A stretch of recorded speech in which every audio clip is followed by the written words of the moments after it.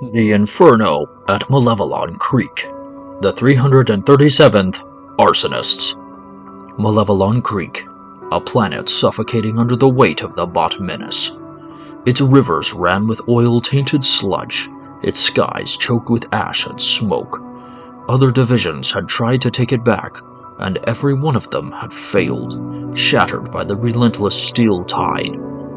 That's when High Command unleashed the 337th Spec Ops Division, codenamed Arsonists.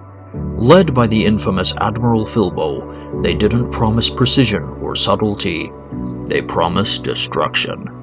When the 337th landed, they didn't bring hope, they brought hell. The bots were relentless, adaptive, and calculating, but the Arsonists thrived in chaos. From the moment they touched down, the 337th split into two fire teams, each a whirlwind of incendiary destruction. Filbo himself led the vanguard, storming the bot front lines with the raw fury of a man born for war. Flames roared in his wake as he turned the battlefield into a blazing inferno, drawing the bots into the trap like a moth to a flame. Meanwhile, the second team struck with surgical brutality, anti-tank specialists dismantling enemy walkers with explosive ferocity. The bots' cold logic was no match for the Arsonists' unrelenting savagery. Every strike was overwhelming, every move brutal, and every bot reduced to molten slag beneath their advance. The final assault on the bot's central node was pure annihilation.